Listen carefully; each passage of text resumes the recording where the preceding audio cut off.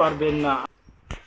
তো দর্শক, এখন আপনাদেরকে বলবো, আপনাদের পোষা প্রাণী বিড়ালটি যে আছে, আপনার অফিসে হোক বা বাসায় হোক, যেখানে আপনারা এই সমস্ত পশু পাখি আপনারা পুষে পালেন, হ্যাঁ, সে সমস্ত পশু পাখিকে আপনারা কি ওষুধ খাওয়াবেন সে বিষয় নিয়ে এখন আপনাদের সামনে হাজির হয়েছি।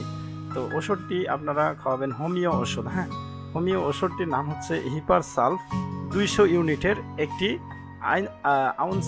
হ্যাঁ, আপনারা সিল করা অবস্থায় ফাইলটি কিনে নেবেন। হ্যাঁ, তারপরে আপনারা কিভাবে খাওয়াবেন, 1 চামচ পানিতে 3 ফোঁটা মিশ্রণ করবেন। হ্যাঁ, যে কোনো খাদ্য বা বিস্কিটের মিশ্রণ করে যে মেডিসিনটি আছে ওই মেডিসিনটি 2 থেকে 4 ফোঁটা আপনার বিস্কিটের সাথে মিশিয়ে আপনি কি করবেন, খেতে দিবেন। হ্যাঁ, দিনে 3 থেকে 4 বার। যে কোনো পশুকে আপনি যে কোনো পশু যদি আপনার পাখিকেও খেতে দিতে পারেন, এই একই অবস্থা।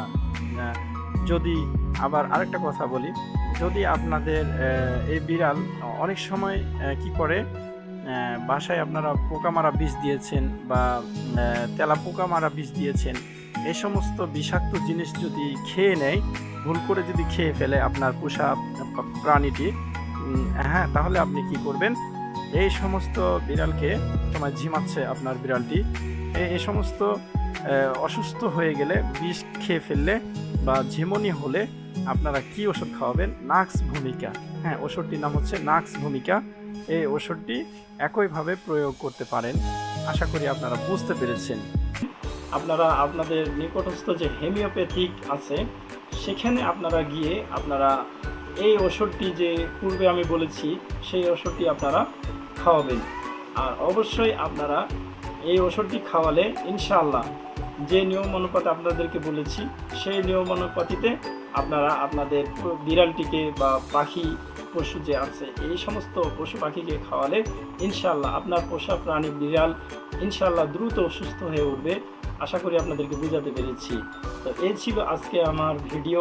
পরবর্তী ভিডিওতে আপনারা কমেন্ট করতে ভুলবেন না, আর ভিডিওটিতে অবশ্যই সাবস্ক্রাইব করে চ্যানেলটির সঙ্গে থাকবেন।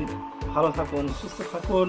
আল্লাহ হাফেজ। আসসালামু আলাইকুম। বিড়ালের হি, নাক বা চোখ দিয়ে পানি পড়া দেখা দিলে প্রথমে তাকে উষ্ণ, পরিষ্কার ও আরামদায়ক জায়গায় রাখুন। নাকের চারপাশে সর্দি জমলে নরম কাপড় কুসুম গরম পানি পরিষ্কার করুন। সব সময় পরিষ্কার পানি সামনে রাখুন। নাক বন্ধ থাকলে খাবারের গন্ধ কম পেতে পারে, তাই নরম খাবার সামান্য উষ্ণ করে দিতে পারেন। পর্যাপ্ত পানি খাওয়ানো খুবই গুরুত্বপূর্ণ। অসুস্থ বিড়ালটিকে অন্য বিড়ালে আলাদা রাখুন। বিড়ালকে সরাসরি বাষ্পের কাছে রাখবেন না। নিজের সিদ্ধান্তে বিড়ালকে মানুষের ওষুধ দেবেন না। প্যারাসিটামল বা নাপা, আইবুপ্রোফেন এবং সর্দি কাশির ওষুধ বিপজ্জনক। শ্বাসকষ্ট, দুর্বলতা বা চোখের শকের কাছে নিন। বিড়ালের অসুস্থতাকে অবহেলা করবেন না।